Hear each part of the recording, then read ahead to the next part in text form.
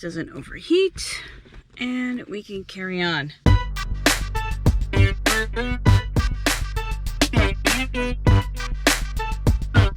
All right, I'm back, and back from what? I'm not sure. Let's adjust this one more time. All right, we'll try to go as quick as humanly possible, but I'm sitting in a car, and I'm about to talk to you about car enthusiasts. Oh yes, many things have come to light during this COVID times, and one of them is this renewed interest in, I don't know, loud noises, basically. And I have complained about this previously. There is another video somewhere. I will put it in a link below or something like that. However, this is what's going down. COVID has brought about some interesting things and creative things. We have seen people do cute things on the TikTok, cute things on the Instagram, and, you know, got into baking bread and other things. But others have chosen different things that I would consider somewhat antisocial. And apparently this is a global phenomenon. Something like a phenomenon. I've even seen people post and complain about this as far as Australia. God love them. Gone are the days when young men would pack subwoofers in a cheap car. Oh yeah, with delusions that everybody's enjoying their bad taste in music. You and your delusions of grandeur rolling down the streets with your crappy tunes as the neighbors wave a middle finger into the air as you go by. The bass is shaking every single joint in your car barely staying together because the bass is almost tearing it apart. But I digress. We are talking about the newest craze in car tomfoolery. We're talking about these self-proclaimed car enthusiasts. These are the guys you hear miles coming and miles going away with fart boxes hanging off of their exhaust pipes. They seem to think that, you can hear it. Listen.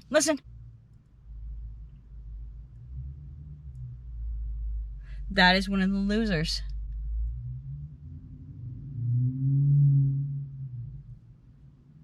They are adding all of these items to pretend that they are auditioning for the Fast and the Furious. I have yet to see anybody actually be cast for this movie and the many permutations of it, etc., etc., etc. Why? You tell me. So I got my clippy clipboard over here, you know, with all these people terrorizing us with their tacky cars and their loud noises. Here are some interesting facts about car enthusiasts and the rise of stunt driving, like everywhere. So I live in the Peel region. If you don't know where that is, well, look it up. In Peel region, this last July 5th, 2021, the stunt laws have changed. The penalties have gone up. The region of Peel was seeing an increase of public-initiated collisions. So we were having folks purposely driving into police cruisers in order to get away. Are you stupid? Are you dumb? And so only 5 months into 2021, they saw 23 instances of people doing this. So what's happened with all of these increases in incidents of people deciding that they want to go driving right into a cruiser? I had to lock the door. There's some weird guy in a scooter coming through. So as a result, the police force had to go and get some specialized training to mitigate public risk. This isn't a video game, folks. You can't just reset the computer and things will all be well with the world. That's not how it works. And these 5 months, Peel doled out almost 22,000 traffic offenses. That's 34% increase from 2020. That wasn't that long ago. I'm sure you have horrors and of COVID lockdowns and shit like that. Like, they've also seen a 300% increase in stunt driving. Now, what is stunt driving, you ask? Oh, well, tell you what it is in Ontario. Okay, so it's not just speeding, but here's the increase that has happened. It's an excess of 40 kilometers or more from the speed limit. You have to show the intentions of giving chase with another vehicle. This is all done while speeding, obviously. This is not done at 40 kilometers an hour in a school zone. Repeatedly changing lanes in close proximity of other vehicles in live traffic. So basically cutting people off at high speed, okay? So people who are in the trunk, and to preface this, live people in the trunk, if they're dead, there's a different problem. Just want to point out the obvious. Drivers not seated while moving. Like, seriously. Dukes of Hazzard, anyone? I don't even remember the Dukes of Hazzard actually doing anything like that. But anyway. Yeah, blocking another driver from passing. Donuts, not the edible kind. Causing the tires to lose traction. This is when people try to skid out. You know, you see these drivers in these old-timey police shows where they do that whole spin out and they magically park themselves, like magically parallel parked without any incident. It's that kind of idea, and it probably doesn't go according to plan. Let's just say that. Hydraulics. It was cool in Snoop Dogg's videos and etc. and everybody from the West Coast and all the rest of that stuff, but that's illegal here. Also, popping a wheelie in live traffic is illegal. I saw that yesterday. And okay, driving 2 or more side by side. So I guess there's an event called synchronized driving that I'm unaware of. I'm not sure if we have specialized costumes for these things. Are there troops? Is it an Olympic sport? Are you trying, anyway, now that we've established what is stunt driving, now let's talk about enthusiasts. These are the folks that are modifying the cars. We've all seen these folks. I want to make a distinction too. There are a group of, we say, older seasoned gentlemen who will find classic cars such as these, maybe these. That's not what we're going for here, okay? These gentlemen have a community, a circuit of people that they meet in various, usually small towns, and they line up nicely, and they hang out, and they socialize, and even people who are not really into cars can enjoy these things. No. These guys hang out at Tim Hortons, and they find abandoned parking lots in the middle of the night to put on what they think are, I don't know. You've seen the footage. We saw these people doing these things in Walmart parking lot, mouth-breathing knuckle draggers. That's what we're dealing with. Unevolved, whatever. I don't know. I want to also say I can appreciate that there are folks who know how to do body work. I had my car hit, and the folks that worked on my car, they know how to do a smooth paint job. I'm sure if I wanted to upgrade something to my car, they would do a stellar job. But most of these alterations are just big L, loser, obnoxious. Okay. Not to mention that some of these modifications are illegal, especially the noisy kinds, okay? And somebody on my Instagram, and if you're not on my Instagram, what are you doing with your life? Somebody on my Instagram called them unwanted effing obnoxious. And I tend to agree. UFOs. Unwanted and effing obnoxious.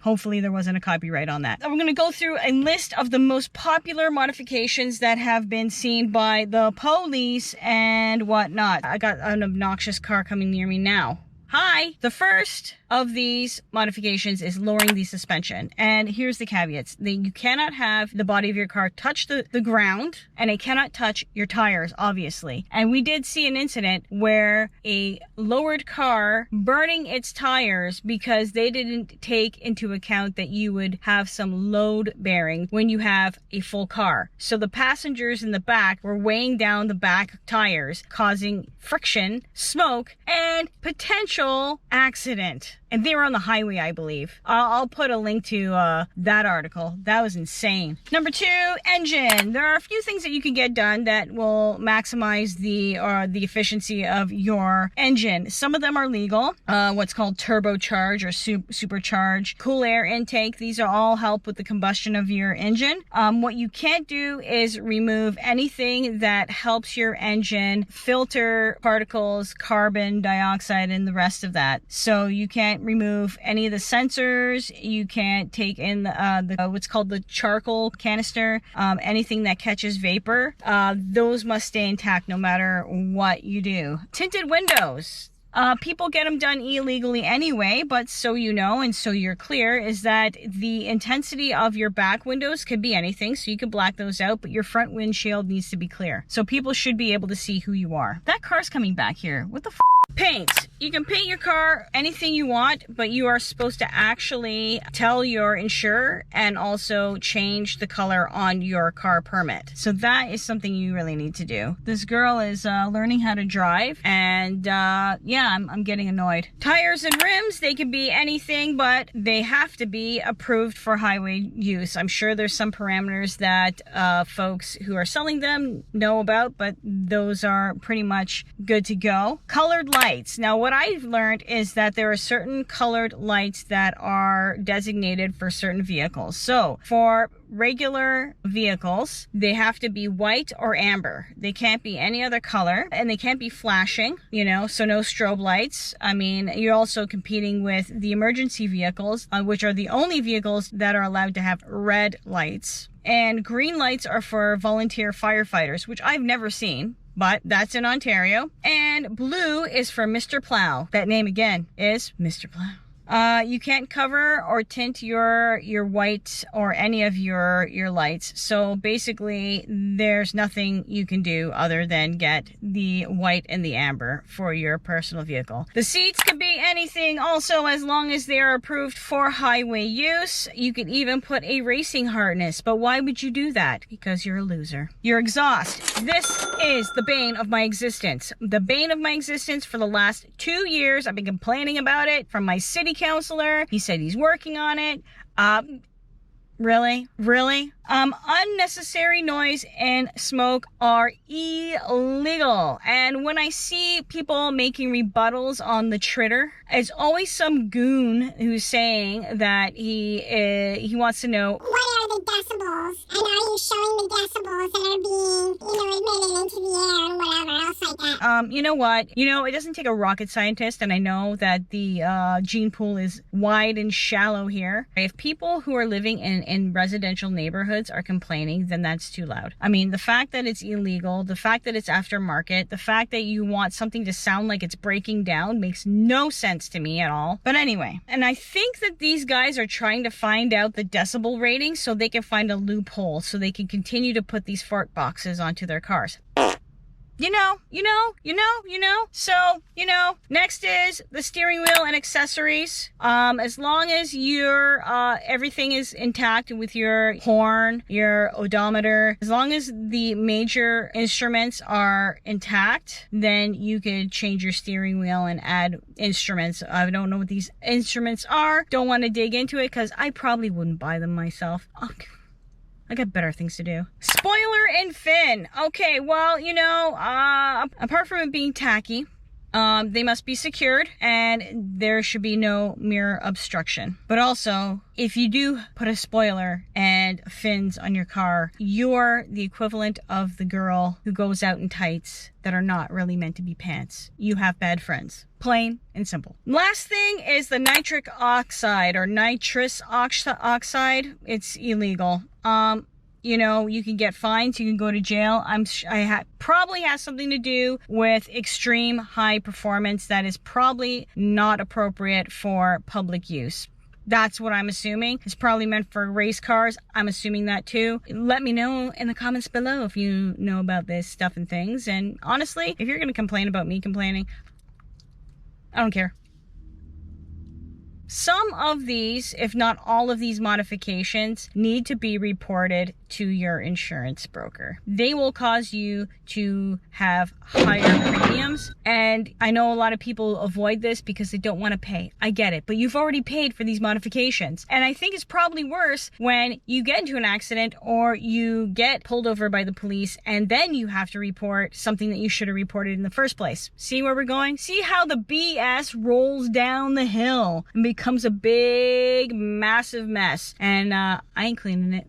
Not this kid. Since many of these are illegal, I have to ask a question. Is this really a good use of your money? I mean, with housing prices such as they are, why would you put your money into a car that doesn't generate revenue?